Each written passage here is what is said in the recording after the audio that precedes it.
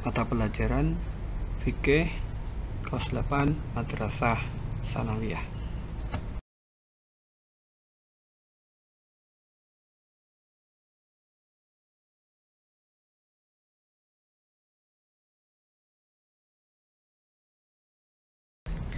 Baiklah, di mata pelajaran fikih ini di semester 1 ini kita akan mempelajari seputar di bab 1 seputar sujud sahwi, sujud syukur, dan sujud tilawah.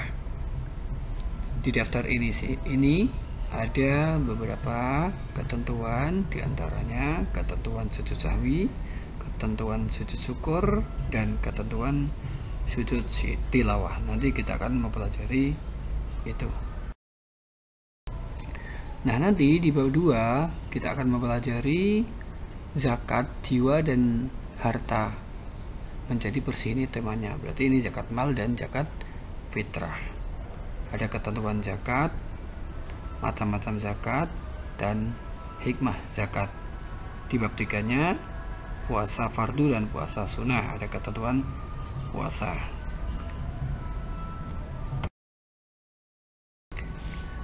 Selanjutnya macam-macam puasa, ada puasa wajib, puasa nazar, puasa sunnah, puasa haram, dan puasa makruh.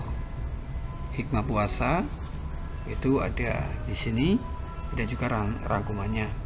Di bab 4 kita akan mempelajari tentang itikaf hati menjadi tentram. Jadi ini seputar itikaf ya. Ketentuan itikaf dan hikmah itikaf. Nah, di semester 2, waduh terlalu jauh ini ya, langsung semester 2, tapi nanti kita akan membahas di bab 1 dulu, step by step ya nanti, tapi saya bacakan dulu supaya kita bisa membayangkan itu ya nanti ya. Di semester 2 kita akan mempelajari tentang sedekah, hibah, dan hadiah. Ada ketentuan sedekah, ketentuan hibah, ketentuan hadiah, ada juga dalil-dalilnya. Di bab ke-6 ya, ini atau semester 2 di bab kedua atau dari setahun itu semester di bab 6 ya, ada ketentuan haji dan umroh, jadi semacam manasik haji dan umroh. Ketentuan haji ada di sini, pengertian haji, hukum dan dalil haji, syarat wajib dan syarat sah haji, rukun haji, wajib haji, sunnah haji, larangan haji, dam atau denda, macam-macam haji, tata urutan pelaksanaan haji. Di sini ada tata urutan kan, nanti ada gelombang 1, gelombang 2 ya. Selanjutnya ketentuan umroh, pengertian umroh, syarat rukun dan wajib umroh, tata urutan pelaksanaan umroh. Soalnya kalau umroh itu kan kapan pun waktunya boleh. Kalau haji itu ditentukan. Terus hikmah diwajibkannya haji dan umroh. Di bab 6 kita lihat ada ketentuan makanan halal dan haram, ketentuan makanan dan minuman yang halal, ketentuan makanan dan minuman yang jenis makanan dan minuman yang haram, akibat dan dari mengkonsumsi makanan dan minuman yang haram. Ada binatang yang halal dan yang haram dimakan, ada binatang halal, binatang haram, terus adab ketika makan dan minum. Nah, kita akan belajar di kelas 8 ini. Oke, selamat kalian telah naik kelas 8 ya. Setelah kita lama pandemi tidak berangkat ya, selama ini kita daring. Semoga saja nanti bisa ada tatap muka. Nah, sebelum kita melangkah ke materi, di sini ada pemetaan kompetensi dan materi. Sampai bisa dibaca di situ KI 1, KI 2, KI 3, KI 4 ya. KI 1 menghargai dan menghayati ajaran agama yang dianutnya. KI 2 menghayati dan menghayati perilaku jujur, disiplin, tanggung jawab, peduli, dan seterusnya. KI 3 memahami dan menerapkan pengetahuan, dan seterusnya. KI 4 mengolah, menyaji, dan menelar dalam ranah konkret, dan seterusnya. Di situ ada tabel kompetensi dasar, itu 1 menghayati ke bawah itu ya. Indikatornya, apa itu indikatornya? Menerima dan menerima akan kelemahan kita sebagai makhluk yang sering salah, khilaf, dan lupa gitu kan. Ada materinya itu sikap tawaduk dan khusyuk. Aktivitasnya itu kalian bisa dibaca ya, mulai tabel 1, 2, 3, 4 sampai ke bawah itu dari kompetensi, indikator, materi, dan aktivitas. Dan di sini masih ada kelanjutannya, kompetensi dasar, indikator, materi, aktivitas. Kamu bisa dibaca pelan-pelan. Ya, di situ menghayati zakat sebagai bukti ketaatan pada ajaran Islam. Indikatornya menunjukkan sikap taat kepada Allah melalui zakat. Materinya sikap taat dan syukur. Aktivitasnya merenungkan hikmah zakat. Ya, di situ ada tabelnya banyak, kalian bisa dilihat di situ. Ada yang di bawahnya itu kompetensi sadar, menghayati hikmah dan manfaat ibadah puasa. Nah, ini kalau atas tentang zakat, kalau di bawah tentang puasa. Kalian bisa dibaca sendiri itu ya. Boleh di pause ini kalau misalnya ada videonya ini. Nah, ini tidak akan saya bacakan. Kamu bisa dilihat terus di sini supaya cepat kita ke materi ya. Tidak usah saya bacakan ya. Ada kompetensi dasar 1.4, 2.4, 3.4, 4.4, terus 1.5, 2.5 dan seterusnya. Ini juga nggak usah saya bacakan.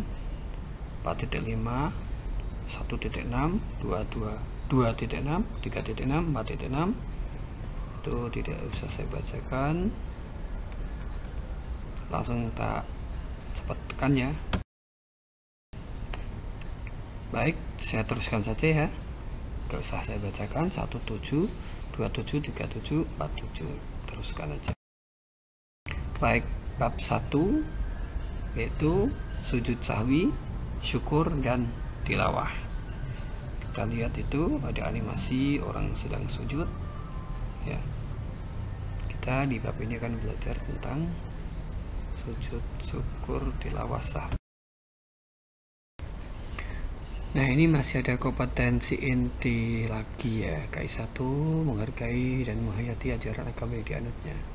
Kalau tadi secara keseluruhan, nah ini kita sudah masuk bab KI2 menghargai dan menghayati perilaku jujur, disiplin, tanggung jawab, peduli, dan seterusnya.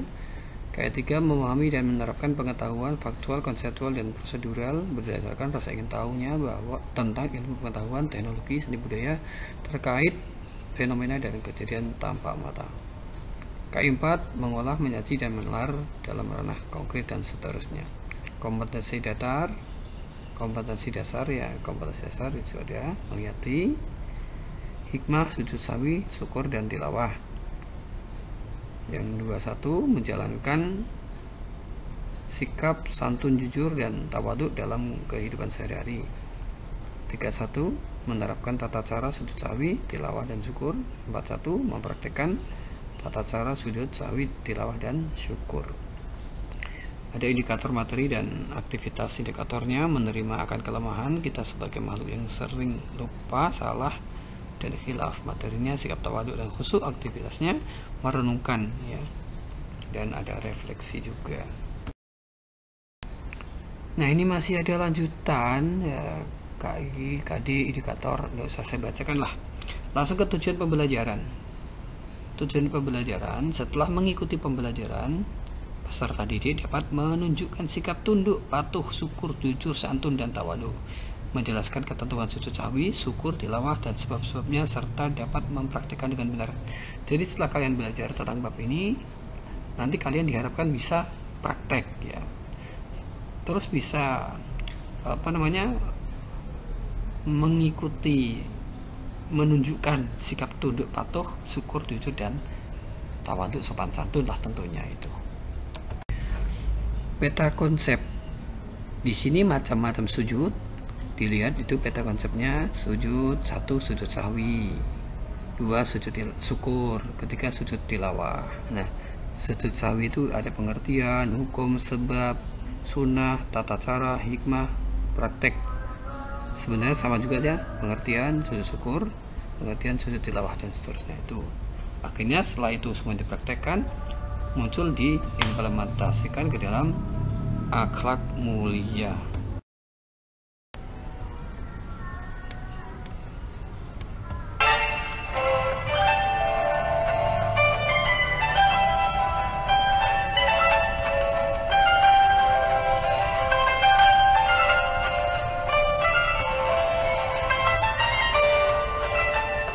kalian baca di situ ada renungan ya, kita renungkan.